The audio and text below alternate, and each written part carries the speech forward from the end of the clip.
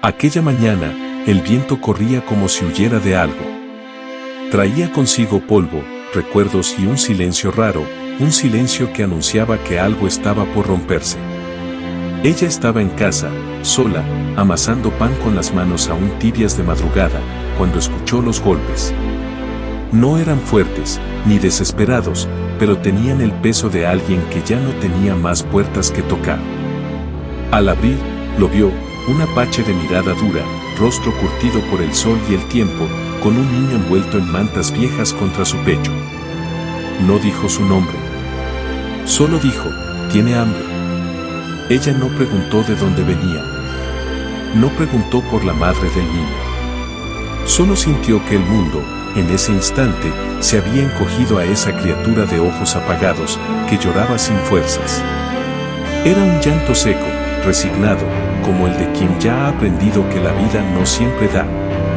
Y entonces, sin pensarlo, lo hizo. Lo tomó con cuidado, se sentó en el suelo, como si el acto necesitara de humildad, y lo amamantó. Porque sí. Porque había leche. Porque había calor. Porque alguien tenía que hacerlo. Lo que ella no sabía, lo que nadie podía saber aún, era que ese gesto tan simple y tan salvaje, como si saliera de la tierra misma, cambiaría todo. Su historia, a partir de ese instante, ya no le pertenecía solo a ella. Aquel niño que no era suyo, terminaría por enseñarle lo que era ser madre de verdad. Y ese apache, que solo venía buscando alimento para su hijo, acabó entregándole lo que más amaba, sin entender del todo por qué confiaba en una mujer que nunca había visto. Pero había algo en sus ojos. Algo antiguo. Algo que decía «estás en casa». Y así comenzó. No con gritos. No con promesas. Solo con leche, hambre y un acto de amor tan inesperado que el destino no tuvo más remedio que inclinarse. ¿Qué hace que una mujer cruce la frontera entre él no es mi problema y el haré lo imposible? ¿Qué une a un guerrero solitario y a una mujer marcada por la ausencia? ¿Cómo se transforma un niño abandonado en el lazo sagrado que reescribe 3 destinos?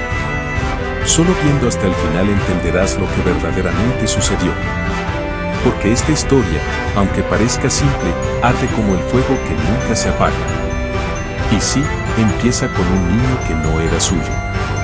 Pero termina con un amor que nadie pudo romper. Antes de continuar, si este tipo de historias toca tu corazón, te invito a suscribirte al canal y dejar tu me gusta. A veces, una sola historia puede cambiar la forma en que vemos el mundo, y cada apoyo tuyo nos permite seguir contando lo que otros callan. El niño dormía. Después de beber leche por primera vez en días, se quedó profundamente quieto, envuelto en los brazos de Clara como si ese lugar hubiera sido suyo desde siempre. Afuera, el apache seguía de pie. No hablaba, no se movía. Solo observaba, como si la vida entera dependiera de lo que pasaba dentro de esa casa. Clara no sabía quién era. No conocía su nombre, ni de dónde venía. Pero había algo en la forma en que sujetaba al bebé, en la desesperación muda que lo envolvía, que atravesaba todas las barreras. Aquel hombre no era solo un guerrero, era un padre roto. Ella vivía sola desde hacía más de 7 años. Su casa, al pie de las colinas secas, era un refugio silencioso lleno de ausencias.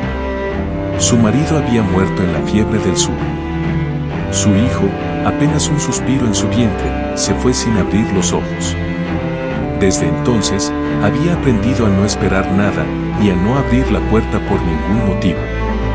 Hasta ahora. Cuando escuchó los golpes, pensó en ignorarlos. Pero algo en el tono, en la forma en que el viento trajo aquel sonido, la hizo caminar hasta la entrada.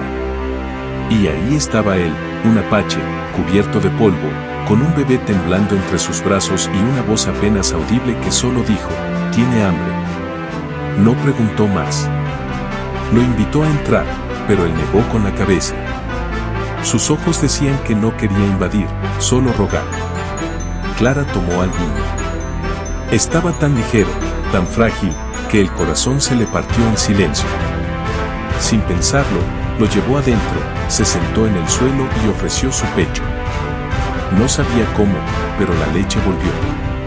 Tal vez nunca se había ido del todo. Lo alimentó como si fuera suyo. Como si el tiempo hubiera retrocedido.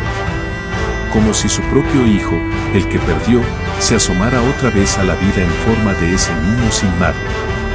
Y mientras lo hacía, algo en su interior comenzó a resquebrajarse. No era dolor. Era algo parecido a la esperanza. Al salir, el hombre seguía allí. No preguntó nada, no intentó recuperar al niño. Solo dijo, con voz baja y firme: se llama Takoda. Su madre murió hace 2 noches. No tenía leche. Caminé sin parar hasta ver una chimenea con humo. Era la última opción. Clara quiso responder, pero no encontró palabras. Lo miró de verdad, y por primera vez no vio un apache, ni un extraño, vio a un hombre que había perdido todo, excepto su instinto de proteger. Esa noche, él durmió cerca del granero. Ella lo observaba desde la ventana, sin saber por qué no podía dejar de pensar en él. No como un hombre, sino como símbolo de algo más profundo, de lo que se sobrevive por amor. A la mañana siguiente, Clara calentó pan y leche y salió a buscarlo. Él la esperó en silencio. Compartieron el desayuno sin hablar, como si el silencio fuera más confiable que cualquier conversación. Y el niño, con la pancita llena, durmió todo el día sobre una manta al sol. Los días comenzaron a repetirse con una delicadeza inesperada. Clara cuidaba del niño. Él ayudaba en el campo. Cortaba leña. Reparaba los cercos. No hablaban mucho, pero algo empezaba a tejerse entre ellos, una tregua sin palabras, un acuerdo sin firmas. Pero nada permanece oculto por mucho tiempo. Los vecinos, aunque escasos, comenzaron a hablar. Una mujer sola viviendo con un apache. Las miradas se volvieron cuchillos. Y una mañana, Clara encontró su puerta marcada con una cruz hecha de carbón. Sintió miedo. No por ella. Por Takoda. Por el niño. Por lo que estaban haciendo y que ahora peligraba. Por esa casa que volvía a llenarse de vida, justo cuando el mundo decidía condenarla. Esa tarde, Clara se acercó al hombre. Le dijo, con voz firme: no sé qué nos espera, pero no quiero que te vayas. Este niño es lo más vivo que he sentido en años. Él la miró. Bajó la cabeza. Y luego, en voz tan baja que parecía un rezo, respondió: si me quedo, traeré peligro. Pero si me voy, él morirá. No sé qué es más justo. Ambos sabían que estaban en una encrucijada. La vida les había entregado algo que no pidieron, pero que ya no podían soltar. El niño no era suyo, pero lo era en todo lo que importaba. Y eso los unía de una forma más profunda que la sangre. El conflicto ya no era externo. Era interno. Era la lucha entre lo que tenían y lo que deseaban. Entre el pasado que los perseguía y el futuro que, tal vez, aún podían construir. Y así comenzó el verdadero viaje. No hacia tierras lejanas, sino hacia lo más desconocido de todos los territorios, el corazón humano. La rutina se instaló, pero no trajo paz. Aunque cada día parecía un eco del anterior, él cortando leña, ella cocinando, el niño creciendo entre ambos, había una tensión que nunca desaparecía del todo. Un silencio diferente, más denso. No era incomodidad. Era algo más profundo, una frontera invisible que ninguno de los dos se atrevía a cruzar. Clara lo observaba con frecuencia, casi sin querer. En la forma en que sus manos trabajaban la tierra, en cómo mantenía la distancia, en cómo evitaba quedarse demasiado cerca cuando caía la noche. No era rudeza, era respeto. O quizás miedo. El miedo de acercarse demasiado a algo que pudiera romperse. Takoda, por su parte, no dejaba de vigilar el horizonte. Como si esperara que en cualquier momento apareciera un grupo de hombres a caballo, con antorchas y odio en los ojos. Sabía que no era bienvenido. Y aunque Clara nunca lo dijo en voz alta, sentía que lo sabía con cada mirada que cruzaba con los vecinos en el pueblo más cercano. Una tarde, Clara encontró a Takoda limpiando la escopeta oxidada que había pertenecido a su difunto esposo. Él no había pedido permiso, pero tampoco la había usado. Solo la miraba, desmontándola con cuidado, como quien examina una herida vieja. Ella lo confrontó. ¿Esperas una guerra? Takoda la miró con una tristeza serena. No contestó de inmediato. Luego, con voz queda, respondió. Siempre estoy en guerra. Incluso cuando parece que no. Ese día, Clara entendió que aquel hombre no solo cargaba con el peso de un hijo huérfano. Llevaba sobre sus hombros una vida entera de persecución, de rechazo, de muros levantados solo por el color de su piel o la historia de su sangre. Esa noche, mientras el niño dormía entre ambos, separados por metros de distancia y años de cicatrices, Clara sintió que debía saber más. ¿Quién era él? ¿Quién había sido antes de tocar su puerta con los ojos rojos de agotamiento? Pero cada intento de conversación terminaba igual. Con silencios, con respuestas cortas, con evasivas. Takoda no hablaba de su pasado, solo del presente inmediato, de la necesidad de encontrar leche, de la madera que faltaba, de cómo predecir lluvia observando las nubes.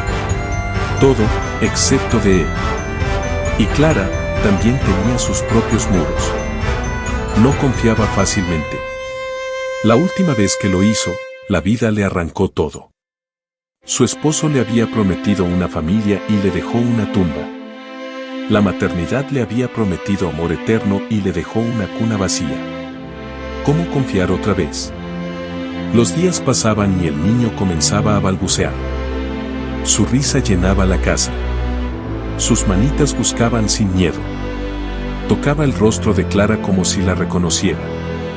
Como si el vínculo no necesitara explicaciones.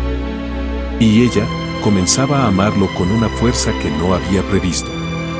Takoda lo notaba. Y eso lo desgarraba. Porque mientras más madre se volvía Clara, más padre se sentía él, y menos sabía qué lugar ocupaba en esa ecuación imposible. ¿Debía quedarse? ¿Debía marcharse antes de que todo doliera más? Una noche, Clara le ofreció un lugar dentro de la casa. Dijo que los lobos estaban bajando de las colinas. Que no era seguro dormir en el granero. Takoda aceptó, pero durmió junto a la puerta, como un guardián que sabe que no pertenece. Durante esa madrugada, Clara se despertó con pesadillas. Caminó descalza hasta la sala y lo encontró despierto, con la mirada clavada en el fuego apagado. Él no se sorprendió al verla. Como si supiera que, tarde o temprano, iban a tener que hablar. ¿Qué perdiste tú, Takoda?, preguntó ella, con la voz rota. Él tardó en responder. Luego, con los ojos perdidos, susurró. Todo. Padres, hermanos, hogar. Me quitaron a mi tribu, a mi lengua, a mi fe. Solo me dejaron este cuerpo, y este niño.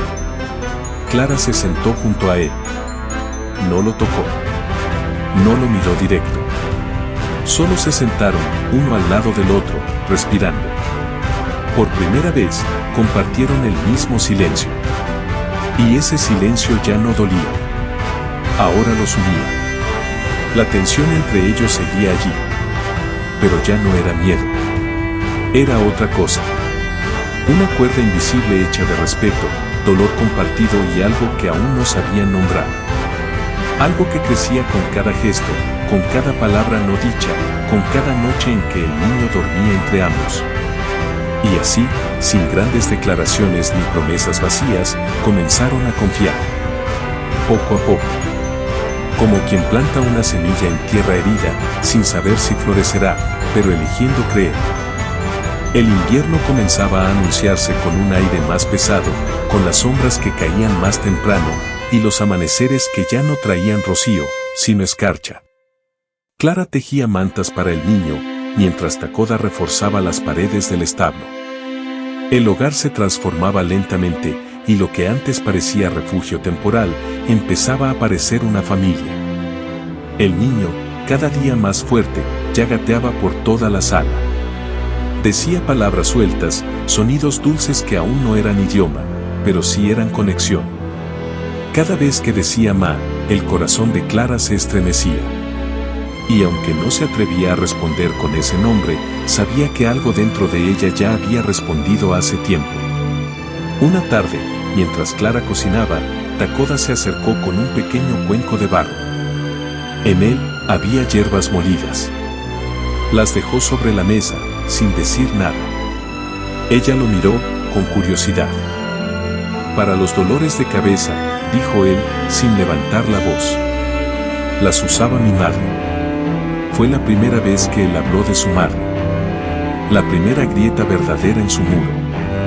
Clara sintió que algo sagrado había sido compartido, y lo recibió con una mirada suave, casi agradecida. Fue un gesto pequeño, pero cargado de confianza. Esa noche, Clara le llevó un cuenco de sopa caliente hasta la puerta donde él solía dormir. Pero no se fue. Se sentó en el suelo, a su lado. Takoda la miró de reojo, sorprendido. No dijo nada. Solo aceptó la compañía. El niño dormía en la habitación contigua, y por primera vez, los dos adultos descansaban en el mismo silencio, sin necesidad de explicarse. El fuego del hogar iluminaba sus rostros. Clara lo observó de cerca. Las cicatrices en sus manos. La forma en que cerraba los ojos cuando inhalaba el vapor de la sopa. Era un hombre lleno de ausencias, pero también de cuidado. De fidelidad silenciosa. De dolor contenido. ¿Alguna vez estuviste enamorado? Preguntó Clara, sin saber por qué. Takoda tardó en responder. Luego, como si desenterrara un recuerdo, dijo. Una vez. Pero no fue libre. La forzaron a casarse con otro. Era de mi tribu. Desde entonces, no volví a mirar a una mujer de esa forma. El corazón de Clara se encogió. Entendió, en ese momento, que él también había amado a destiempo. Que ambos venían de historias donde el amor llegó cuando ya era demasiado tarde, o demasiado doloroso. Los días siguientes trajeron más cercanía. Empezaron a hablar más durante las tareas. A compartir ideas, recetas, historias sueltas del pasado. A veces, reían. Y esa risa, aunque tímida, tenía un eco que hacía vibrar las paredes como si un nuevo espíritu habitara el hogar. Una mañana, mientras Clara lavaba ropa en el río, Takoda llegó con el niño en brazos. Lo había dormido en su pecho, cantando una melodía en su lengua ancestral. Clara lo escuchó desde lejos, y sintió que esa canción era también para ella. Como si las palabras desconocidas acariciaran su alma. Takoda se sentó a su lado. Le enseñó la letra. Clara la repitió con torpeza, riendo. Él corrigió su pronunciación con paciencia. Y en ese juego simple, el aire entre ellos se volvió más cálido. Ya no eran solo dos sobrevivientes compartiendo techo. Eran dos almas reencontradas en la mitad del desierto. El niño los unía. Pero lo que comenzaba a formarse era algo que ya no dependía de él. Una confianza nueva. Un deseo de permanecer. Una necesidad de cuidar al otro incluso sin hablarlo. Un día, Clara enfermó. Una fiebre repentina la dejó en cama. Takoda se convirtió en todo: cocinero, cuidador, enfermero. Le preparó infusiones, le cambió los paños húmedos, sostuvo su mano cuando los escalofríos la sacudían. Y el niño, como si entendiera, no lloraba. Solo se acurrucaba junto a ella. Clara despertó en medio de la noche y lo vio dormido en una silla, con el niño en brazos. La luna entraba por la ventana, iluminando sus rostros. En ese instante, algo se quebró dentro de ella. No era miedo. Era amor. Un amor silencioso, limpio, nacido de la entrega, no del deseo. Quiso decir algo, pero se mordió los labios. Aún no era tiempo. Solo lo observó. Y en su mirada, sin que él la viera, le agradeció por no haberse ido. Por haber sido raíz en medio del vendaval. Cuando se recuperó, Clara notó que Takoda se mostraba distinto. Más cuidadoso. Más atento. Empezó a llamarla por su nombre, no solo con gestos. Le traía flores silvestres, hongos del bosque, trozos de madera tallados con formas de animales. Pequeños regalos sin explicación. Una tarde, el niño dio sus primeros pasos. Fue entre ambos. Caminó tambaleante desde los brazos de Clara hasta los de Takoda.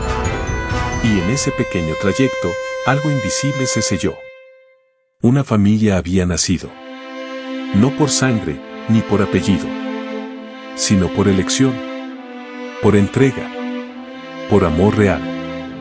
Clara, esa noche, al verlo dormir junto al niño, supo que lo amaba. Y no era un amor de novela. Era un amor trabajado, lento, que había crecido entre el silencio, la pena y la ternura. El tipo de amor que no necesita ser dicho para ser eterno. Y Takoda, aunque aún no lo decía, lo sentía también. Pero guardaba su corazón con la misma firmeza con la que guardaba la puerta de la casa. Porque aún temía que la vida, una vez más, se lo quitara todo. Pero ya era tarde. Ambos se pertenecían. Aunque no lo hubieran confesado. Aunque no lo supieran decir con palabras. Ya eran uno. El sol ya no calentaba como antes. Las mañanas eran frías y las noches largas. Takoda salía al bosque temprano para cazar, Clara se quedaba cuidando al niño, y por un tiempo, todo pareció en equilibrio. Pero el equilibrio, en tierras heridas por prejuicio, nunca es eterno. Una tarde, mientras Clara colgaba ropa en el patio, un hombre apareció a caballo en la colina. No llevaba sombrero, ni sonrisa. Solo una mirada dura, cargada de juicio. Se quedó allí, observando, sin decir una palabra. Clara lo reconoció. Era Joseph Albrecht, uno de los vecinos más antiguos y más peligrosos. Clara lo saludó con un gesto de cabeza, esperando que se fuera. Pero él solo escupió al suelo y gritó desde la distancia. Sabemos lo que escondes en tu casa, Clara. Los indios no cambian. Te va a costar caro esa compasión tuya. Y se fue, dejando tras de sí un aire denso como humo. Clara se quedó quieta. Sintió el miedo reptar por su espalda. Sabía que no era una amenaza vacía. Joseph no hablaba por hablar. Si había venido, era porque ya no era el único que sabía. Esa noche, no dijo nada a Takoda. No quiso inquietarlo. Pero su rostro hablaba. Y él lo notó. La miró largamente, hasta que ella se dio y le contó.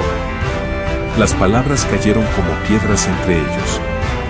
El miedo, otra vez, les respiraba en la nuca. Takoda no dijo mucho. Solo reforzó las ventanas. Preparó la escopeta oxidada. Cuidó que el caballo tuviera comida y agua suficiente.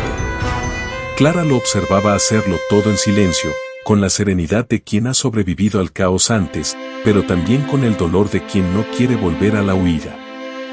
Si algo pasa, le dijo él, sin mirarla, escóndete con el niño. No te arriesgues por mí. Pero Clara no aceptaba esa idea. No otra vez. No después de todo lo vivido. No después de haberlo encontrado y haberse encontrado a sí misma junto a él. Esa noche, durmieron los tres en la misma habitación. No por comodidad. Por necesidad. Por protección. Y entonces llegó. No fue un día. Fue una noche. Clara se despertó por el ladrido del perro del establo. Luego, por el crujido de las ramas. Después, por el olor a humo. Salió al porche y vio el resplandor. Fuego. Alguien había incendiado el granero. Takoda ya estaba despierto. Le pasó el niño sin decir nada y salió corriendo hacia el fuego. Clara intentó detenerlo, pero fue inútil. Lo vio correr como un lobo entre llamas, intentando salvar lo poco que tenía. Pero entonces escuchó otro sonido, pasos. Voces. Hombres acercándose. 3 sombras armadas cruzaban el bosque. Clara se atrincheró con el niño en la cocina, armada con la escopeta vieja. Su corazón latía con una fuerza insoportable. Sabía que esa noche podía perderlo todo. Otra vez. Pero no estaba dispuesta a rendirse. Los hombres gritaban insultos, se acercaban. Querían a Takoda. Querían castigo. Querían limpiar su tierra de lo que no entendía. Pero no esperaban que una mujer se interpusiera. Clara salió. Sola. Con la escopeta apuntando al pecho del primero. «Vuelvan a sus casas», gritó. «Aquí no hay enemigos, solo una familia. Y si quieren llegar a él, tendrán que pasar por mí». Los hombres dudaron. Uno de ellos bajó la vista. El otro miró hacia atrás. Pero Joseph, el líder, dio un paso adelante. «No eres madre de ese niño. No eres esposa de ese indio. ¿Por qué te arriesgas?» Clara tragó saliva. Sus ojos brillaban con furia. «Porque él me salvó cuando nadie más lo hizo. Porque ese niño me devolvió el alma. Porque ellos son mi hogar ahora». Y en ese momento, Takoda apareció. Con el rostro cubierto de hollín, con las manos vacías, pero con la mirada de un guerrero. No dijo nada. Solo se quedó detrás de Clara, como quien elige confiar, incluso cuando el instinto grita lo contrario. Los hombres se miraron entre ellos. El silencio pesaba. Hasta que Joseph escupió al suelo y murmuró: «Esto no ha terminado». Y se fueron. Dejando cenizas, humo y un miedo que no se apagó con la llama. Clara cayó de rodillas, temblando. El niño lloraba. Takoda se arrodilló a su lado. La tomó entre sus brazos. Por primera vez, sin distancia. Sin permiso. Solo verdad. Y allí, entre las ruinas del establo, se abrazaron los 3. El peligro había pasado por ahora. Pero sabían que las pérdidas no siempre vienen de hombres con armas. A veces vienen del silencio. De la separación forzada. De tener que elegir entre el amor y la supervivencia. El invierno comenzaba a ceder su dominio, y la nieve, que durante semanas había sido un velo constante, empezaba a derretirse dejando caminos de barro y vida nueva. Era como si la tierra misma despertara, igual que lo hacía Miriam cada mañana, con el pequeño en brazos y el corazón latiendo con una esperanza que no se atrevía aún a nombrar. El apache ya no era un huésped. Su silencio se había vuelto una presencia habitual, casi reconfortante. Miriam se había acostumbrado a escuchar sus pasos antes de ver su sombra, a entender sus gestos sin necesidad de palabras. No era amor lo que se formaba entre ellos. Era algo más antiguo, más hondo. Era pertenencia. Por las noches, cuando Sani dormía acurrucado entre mantas tejidas por la abuela de Miriam, ella se quedaba mirando el fuego y preguntándose si la vida no la había estado preparando siempre para ese instante. Para ser madre de un niño que no era suyo y compartir su hogar con un hombre que tampoco le pertenecía. Una tarde, mientras el cielo se pintaba con las últimas luces del día, el apache entró con una herida en la mano. Había sido un accidente con una trampa vieja. Miriam se acercó de inmediato, sin pedir permiso, y tomó su mano entre las suyas con una delicadeza que desarmó siglos de guerra, prejuicio y orgullo. Mientras limpiaba la herida, sus ojos se cruzaron. Fue entonces cuando ella vio el dolor acumulado en los suyos. No el dolor físico, sino el otro, ese que viene del exilio, de la pérdida, de haber visto demasiado y haber hablado muy poco. Era el mismo dolor que ella conocía en carne viva. Miriam no dijo nada. Solo colocó un paño limpio sobre la herida y la cubrió con una tira de lino. Sus manos temblaban, pero no por miedo. Era otra cosa. Era algo que le nacía desde dentro, algo que no sabía que existía hasta que ese hombre extraño tocó su mundo con el peso de su silencio. Esa noche, mientras la tormenta rugía afuera como si el cielo mismo llorara, el apache se sentó junto al fuego y, por primera vez, habló sin que nadie se lo pidiera. No dijo mucho. Solo una frase. Ella murió al dar a luz. Solo me dejó su nombre, y a él. Miriam bajó la cabeza. Sintió que el alma se le partía en dos. Había vivido años atrapada en su propio silencio, creyendo que el mundo ya no tenía espacio para sus dolores. Pero ese hombre le entregaba, sin saberlo, la llave para abrir otra vez su pecho. Durante días no volvió a hablar. Pero Miriam no necesitaba palabras. El hecho de que él hubiera compartido ese fragmento era suficiente. Era como si le hubiese dado una piedra sagrada, algo pequeño, pero de un valor incalculable. Una mañana, mientras Annie jugaba con las gallinas en el patio, el apache apareció con algo en las manos, una pequeña figura tallada en madera. Era una mujer con un niño en brazos. Sin decir nada, la colocó sobre la mesa de Miriam y volvió a salir. Miriam sostuvo la figura como si fuera frágil, como si al tocarla pudiera quebrar todo el significado que llevaba dentro. Y comprendió, él la veía. No como una extraña, ni como un simple refugio. La veía como la madre de su hijo. Como su propio hogar. Esa noche no durmió. Se quedó junto al fuego, con la figura entre las manos, y por primera vez en muchos años lloró sin esconderse. Lloró por todo lo perdido, pero también por todo lo que, sin buscarlo, había encontrado.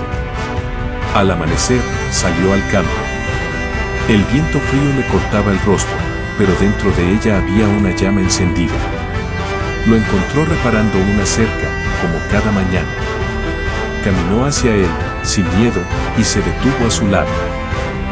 Gracias, dijo. Solo eso. Y bastó. Él no respondió, pero sus ojos hablaron por él. No se tocaban, no se abrazaban. Pero entre ellos ya no había vacío. Había tierra sembrada, raíces que empezaban a crecer en el silencio compartido. Unos días después, una patrulla del ejército pasó cerca. Miriam y el apache se escondieron con el niño. No sabían si buscaban algo o solo patrullaban. Pero durante esas horas en silencio, encerrados en el sótano, Miriam sintió que el miedo de perderlo todo era tan real como su deseo de proteger lo que habían construido. Cuando salieron, el mundo seguía igual, pero ellos no. Ese instante de peligro les había mostrado cuánto importaban ya el uno al otro. Y cuán fácil sería que todo desapareciera. Esa misma noche, Miriam tomó una decisión. No lo consultó. Simplemente lo hizo. Colocó sus documentos, unas pocas monedas, una manta y algo de comida en una mochila. Si vuelven, no podremos quedarnos, le dijo con firmeza, como una mujer que ya no le teme al cambio. Él asintió. Por primera vez, tomó su mano. No como quien pide permiso, sino como quien reconoce el valor de lo que tiene delante. Su mano era áspera, firme, pero temblaba. Y ella la sostuvo con toda la ternura que llevaba años guardando. Al día siguiente, no dijeron adiós a la casa. No lo necesitaban. La llevaban dentro, en cada mirada, en cada paso. Sani iba en la espalda del apache, dormido. Miriam caminaba a su lado, sin mirar atrás. El mundo era vasto, incierto, pero ahora ya no estaban solos. No había promesas, ni nombres grabados en piedra. Solo el presente. Solo el momento en que una mujer rota y un hombre en silencio se eligieron sin necesidad de palabras. Y en esa elección, encontraron algo más fuerte que el destino, un hogar construido con cicatrices, leche tibia y silencio compartido. Clímax final, el momento que lo cambió todo. El amanecer rompía con un rojo feroz cuando la patrulla regresó. Esta vez no hubo advertencias ni gritos. solo pasos pesados que retumbaban como tormenta en la tierra seca. Miriam sintió el pulso acelerarse, el corazón apretarse en un nudo que dolía. Takoda, sin dudar, colocó a Sani en sus brazos y tomó la escopeta. Sus ojos se clavaron en el horizonte, donde se acercaban las sombras. No era solo la lucha por sobrevivir. Era la lucha por lo que habían creado en medio del caos, una familia. Los hombres avanzaron con violencia, decididos a romper lo que creían prohibido. Pero Miriam y Takoda ya no eran los mismos. Cada herida, cada silencio compartido, había templado sus almas. No huirían. Con un grito que partió el aire, Takoda se interpuso entre ellos y la casa, mientras Miriam protegía a Sani con el cuerpo y la mirada. No era solo un hombre con una escopeta. Era el padre, el protector, el hogar encarnado. La primera descarga rompió la calma, pero no la determinación. Miriam sintió el calor del peligro, el frío de la incertidumbre. Y en ese instante supo que no importaba el resultado. Porque lo que habían construido era invencible. Sani, envuelto en mantas, lloró por primera vez en el silencio. Y ese llanto, pequeño pero poderoso, fue el símbolo de la esperanza que ni las balas podrían destruir.